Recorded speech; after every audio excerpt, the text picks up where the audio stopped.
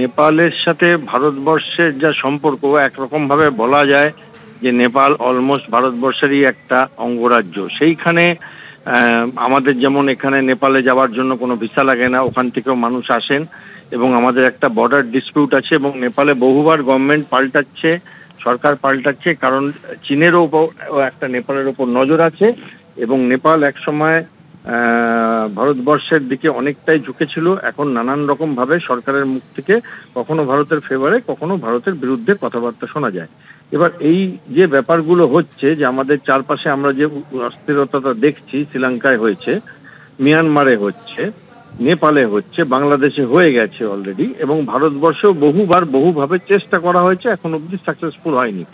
এইটাতে পৃথিবীতে বৃহত্তর শক্তিরা আছে যারা নানানভাবে যতটা পারে ভারতবর্ষের আশেপাশে একখানা অস্থিরতার সৃষ্টি করতে চাইছে। এবং নেপাল তো আমাদের একেবারে পাশের দেশ এবং নেপালের সাথে আইএসআই এর যোগ আছে, নেপালের সাথে চীনের যোগ আছে এবং নেপালে কিছু হলে তার আঁচ আমাদের ওপর লাগে এবং আমাদের এখানেও কোনো যদি বড় কিছু হয় সেটার আঁচও নেপাল, ভুটান এরকম দেশগুলোতে লাগে।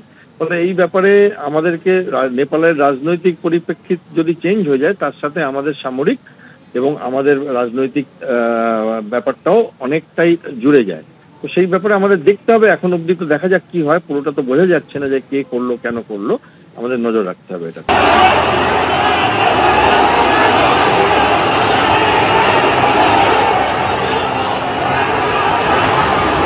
লাগামহীন দুর্নীতি নেপাল সরকারের এই অভিযোগ যেমন সামনে আসছে, পাশাপাশি 26টি সোশ্যাল মিডিয়া প্ল্যাটফর্ম বন্ধ করে দিয়ে নেপালের সাধারণ মানুষের, যুব সমাজের কণ্ঠরোধের চেষ্টা করা হচ্ছে বলে অভিযোগ। আর তারই প্রতিবাদে রাজপথ চলে গিয়েছে যুব সমাজের দখলে। সংসদ ভবন ভেঙে ভেতরে ঢোকার চেষ্টা করেন, গেট ভেঙে ভেতরে ঢোকার চেষ্টা করেন বিক্ষোভকারীরা, আর তখনই গুলি চালায় পুলিশ।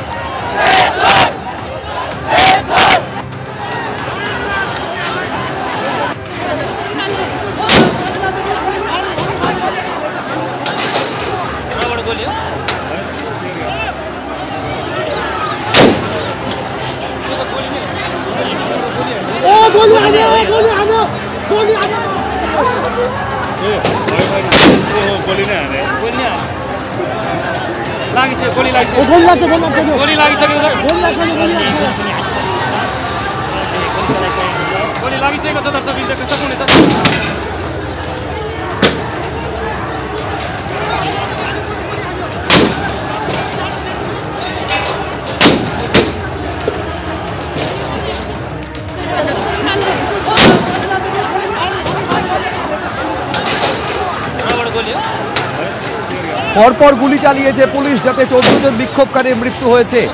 জোড়া প্রতিবাদ, একদিকে হচ্ছে দুর্নীতির অভিযোগ, কেপি শর্মা ওলি নেপালের প্রধানমন্ত্রী, তার বিরুদ্ধে, তার সরকারের বিরুদ্ধে দুর্নীতির অভিযোগ, যার প্রতিবাদে রাস্তায় নেমেছে যুব সমাজ এবং 26টি প্ল্যাটফর্মকে, সোশ্যাল মিডিয়া প্ল্যাটফর্মকে নিষিদ্ধ ঘোষণা করা হয়েছে নেপাল সরকারের তরফে।